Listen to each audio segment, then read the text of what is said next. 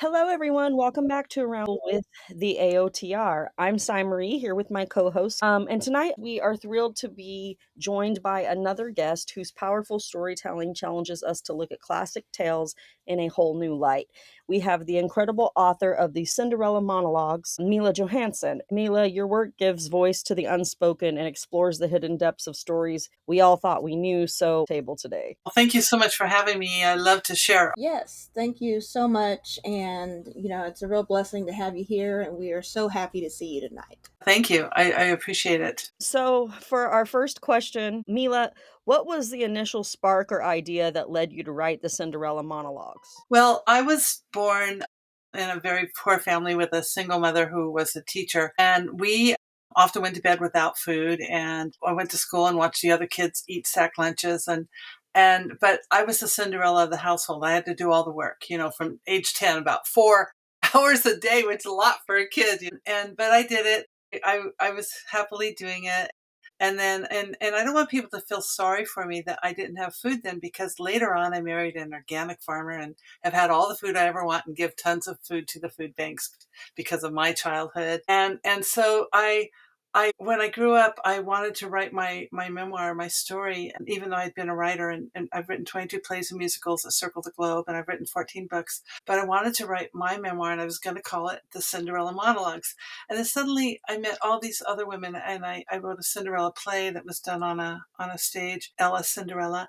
And I got all these letters from people going, that was my life, even though it was a children's play and it was funny, but it was very poignant. And so I got all these letters from people saying, you know what, I was a Cinderella. And they told me all these little stories, and I went, wait a minute, the Cinderella monologues needs to be more than my story. And so I decided to invite other women to come in and tell their stories from struggle to success, whether it was big or small. It could be a terrible childhood, or it could just be a bad boss at work, or a husband that didn't work out, all kinds of stories. And so then I decided to call my book, that I'm still writing my own memoir, Cinderella Interrupted. So that's how it came about. That's pretty awesome. So, the story re-examines a classic fairy tale. What do you hope audiences take away from this modern, unfiltered perspective? Well, I think we need to know that there's always been Cinderellas. And what's very interesting, in my intro in the book, I put a story in about the first recorded Cinderella was in ancient Egypt. She was a slave, and a bird, a hawk, dropped her sandal into the pharaoh's lap, and he found out who it belonged to. So the shoe, right? The shoe. And he married her, and she's a real person, and she became the pharaoh's wife, and it's a real Cinderella story. And the third pyramid at Giza is dedicated to her. It's her pyramid. And so it's an amazing story. And then there were Cinderella stories all through history. Oh my gosh. And women, no matter what anyone else wants to say, I'll argue it all day long. Women are the most marginalized population in the world. And my grandmother was very famous suffragette. She was the first woman lobbyist at the Capitol. She taught Eleanor Roosevelt public speaking and all kinds of other things. It's in my book, From Cowgirl to Congress, about her life. But she was a Cinderella. She grew up in a terrible childhood on a cattle ranch in Colorado. Terrible. I shouldn't even mention what happened to her. And my life was nothing compared to what happened to her. And a teacher saw how brilliant she was and got her to Smith College on the East Coast. And then there must have been a star above her head, because all these things happened. Her first job was, you guys will love this, she put together the Pulitzer School of Journalism with one professor. And then she went on to set the first minimum wage, if you can imagine, from $4 a week to $8 a week, and tried to get the children out of the factories. And then they sent her down to Washington, D.C. to become the first woman lobbyist. So she really is a true Cinderella. And every time we have a series of the Cinderella monologues. We have first, second, and third, and we're moving on to the fourth right now. And I always put one of her stories into the book as the original Cinderella for my inspiration. Well, that's really fascinating. It makes me very interested in the books and everything you're doing. How did you approach giving a voice to characters who are often overlooked in the original stories? Well, when I wrote it into a play, I I put in like the fairy godmother, the stepsisters and the classic stepmother. And then I also put in two funny fairies that help the fairy godmother, and just all in the play. I could put in all kinds of other people and make it interesting. But now in the books, these are of course real Cinderellas, people who have gone through sometimes, sorry about that, sometimes unmentionable situations growing up and things like that. So every woman in the books is inspirational, and they love being in the books, and a lot of them have created complete careers out of being published in the Cinderella Monologues, because a lot of women don't really know how to get published or how to tell their story. And so by me facilitating and getting them into the books and giving them a voice and helping them become published and have their stories read and shared, and then sometimes we'll do radio interviews around them with some of the other Cinderellas, often have a podcast. And this next book we're going to do is the fourth edition, and we're going to make it sort of a patriotic one because, everyone in America, we have so much. I'm a woman who can get in my car any minute I want now and go anywhere I want. I don't have to wear a headdress. We have running water, we have toilets, which a lot of the world doesn't have. So I want people to talk about maybe how their families immigrated here, and then what their grandmothers were like, and maybe what it's like to be a woman in America, and the struggle they went through to become that woman. I talk a lot. I speak 1 to 4 times a week in different podcasts and summits. And I usually end my podcast by saying, no matter what's happened to you or what has happened in your life, you can become anyone. We have to reinvent ourselves until the end. I'm really loving that the Cinderella Monologues is inspiring so many other women that maybe the story they're reading about happened to them. And a lot of women, before they read a story like that or they hear it on a show, they sometimes think they're alone, that they're the only woman that's happened to. So I think telling stories on any level can help so many women, understand that they are not alone, that, even if you're a statistic, it might make you feel better than that you're the only person it ever happened to. You know what I mean? Yeah, absolutely. Yeah, that is kind of leads into the next question. But with the Cinderella monologues exploring themes like hope, resilience, and the search for identity, how do these themes resonate with you and your own creative journey? Well, it's, being a real Cinderella in my life, it was good for me. I know that, COVID was good for me. I had to reinvent myself. And then I started becoming, we can talk about that later, a writing, publishing, and public speaking coach. And I was teaching that offline and I had to learn it online. But being a real Cinderella in my real life, I mean, really, there was a lot of work, but it made me a strong person. And then when I went to work as an adult, I could do that kind of work. And I met my husband in college, and he was an organic farmer. He's the pioneer in organic farming, and I've been there with him for 40 years. And he was one of the pioneers doing organic farming before it was really popular. Of course, organic farming's centuries years old, but the new age, kind of the one we're eating the food from now. And so he put me to work, and I worked for 20 years. I did like 8 hours a day, sometimes 14 hours a day. And he would say, "Hey, Mila, I want you to go out there and drive tractor for 8 hours." Oh, okay. Because I had worked so hard as a kid, it was nothing to me. Then he goes, "And we're going to pack for 14 hours tomorrow." Okay.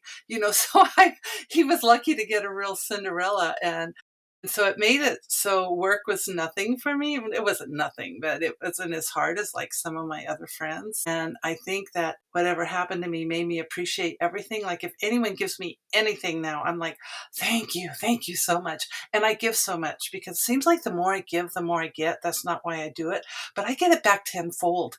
Everyone, never be afraid to give. Give all you can, and it will work your life out. It's like I'm doing another book called The Abundance Code, and it's all about giving. I gave a talk at UCLA last year, and it was all about giving. How my superpower in my life, even when I was super, super poor, was I could give. No matter what, nobody could stop me from giving.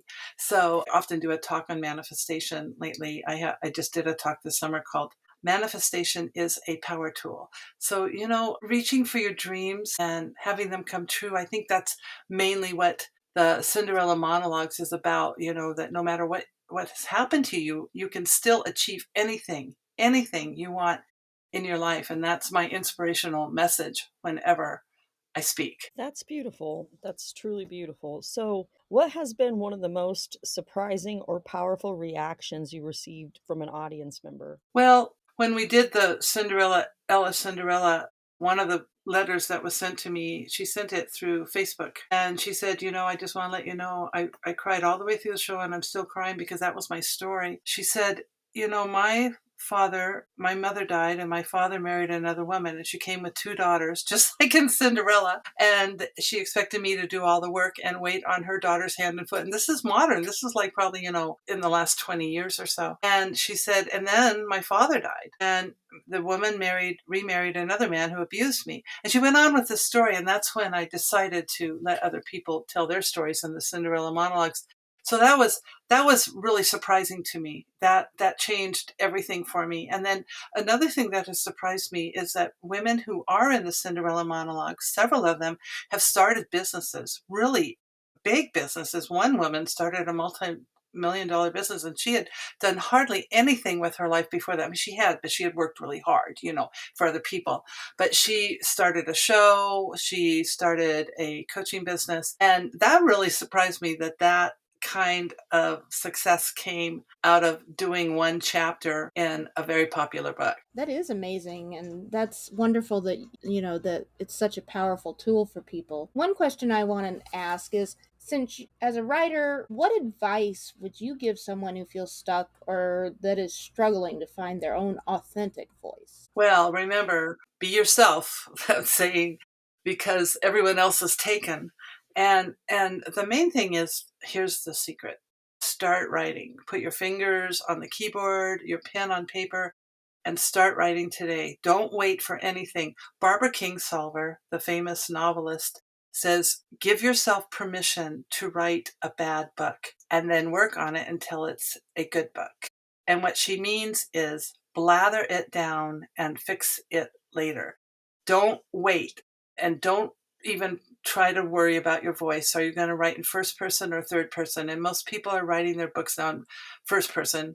I did this, I did that, instead of she did that.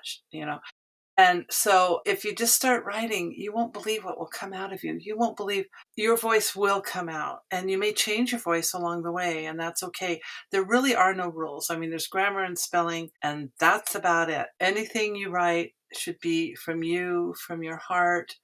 If once you start writing, you won't believe what will come out, what will happen for you. And it will be cathartic for one thing. And if that's all it was, that's fine. But then again, why not write it into a book and get it published on Amazon? Self-publishing has never been easier. And so a really easy way to start your book is to write a bullet list, just like all the things you want to mention in the book. I started with a bullet list. Best time to write a book. Write it, just do it. Social media overview. Facebook, Twitter, other platforms, swag.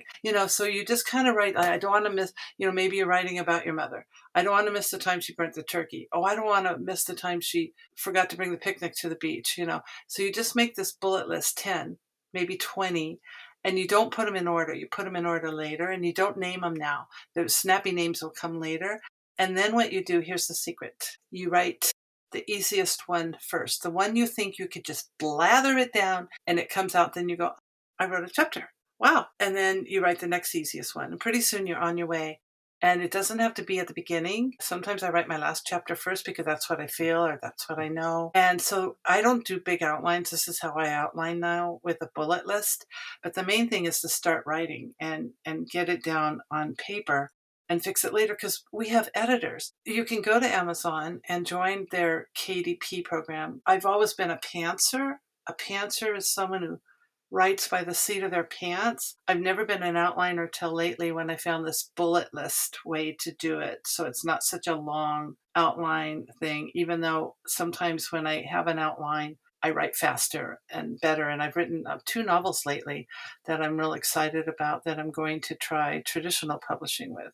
But go for self-publishing. Get yourself published. Another easy way is to be in an anthology like the Cinderella Monologues, kind of like Chicken Soup for the Soul, and let someone else do all the work. All you have to do is write your story. There's all kinds of ways for you to get started and write your own book. Don't wait. You should become a published author as soon as possible, in my opinion. So it's clear from your work that these stories are more than just tales, they're a mirror for our own lives. That power really shows the depth of your writing. In your experience, how can storytelling, and particularly this type of storytelling, be a tool for empowerment and social change? I think when people hear your story and they resonate with it, it helps them and inspires them. Like I said, they're not the only one, or you can help them navigate through what maybe they're going through.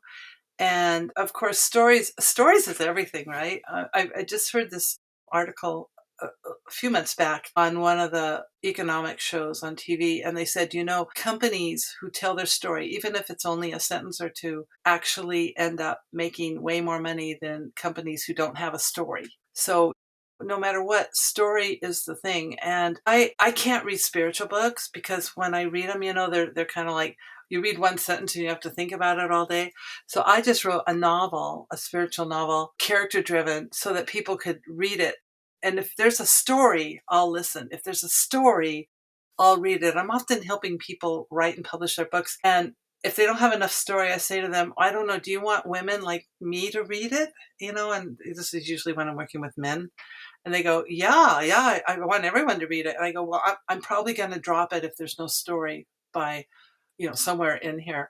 And I'm working with a woman now, no, it's a man. And I said, make sure you put a story in every chapter, even a short story about someone who is going through whatever you're trying to talk about in that particular chapter, and put that in every chapter. So story is everything. I mean, don't you guys think story is the most important part of writing? I agree with that one. Yes, definitely.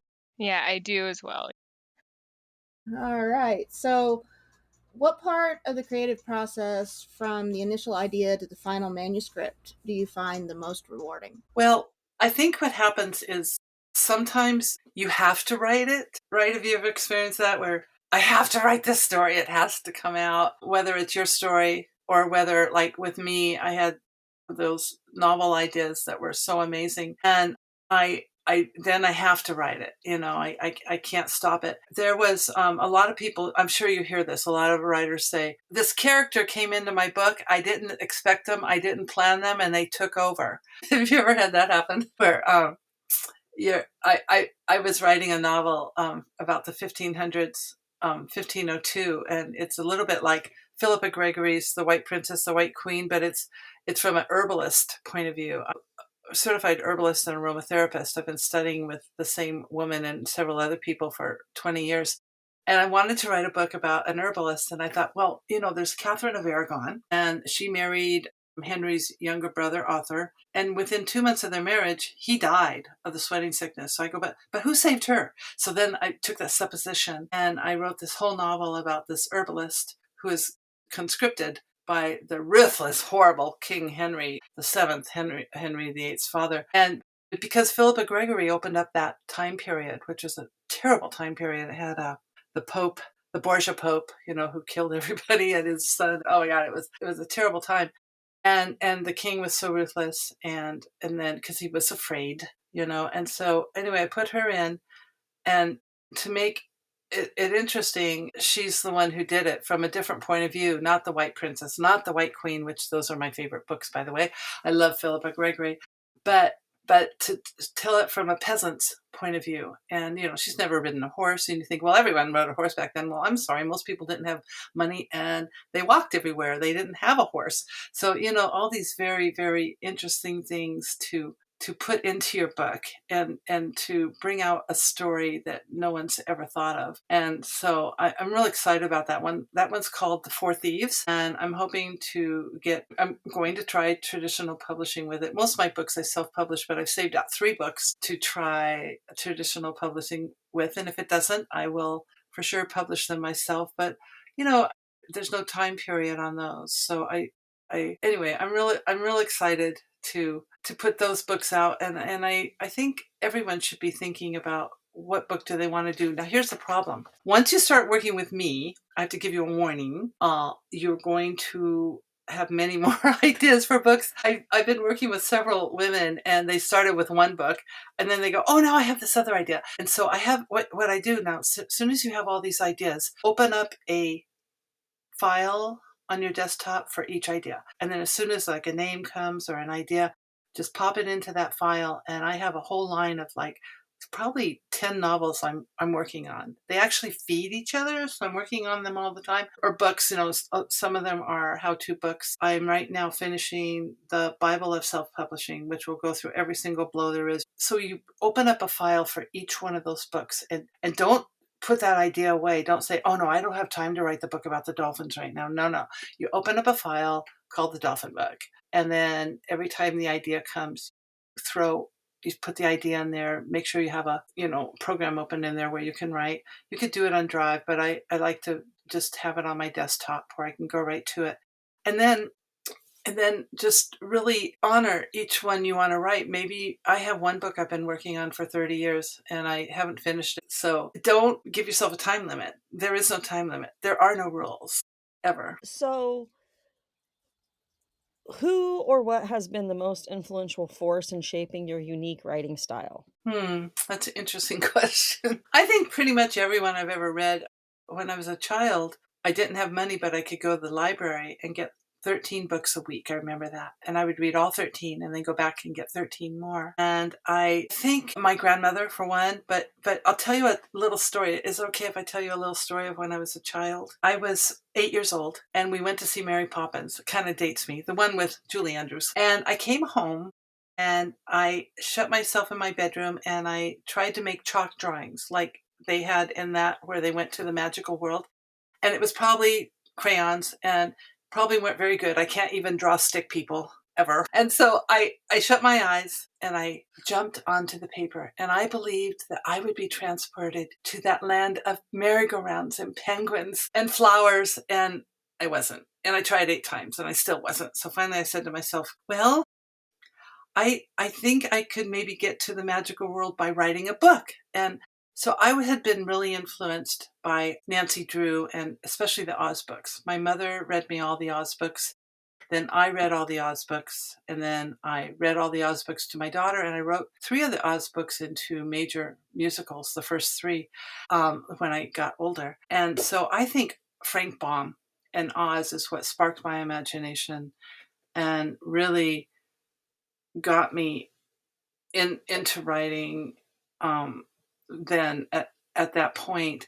And then I, of course, as a kid, I was 8, so I started writing the novel. I wrote a page and a half and I quit because I was 8.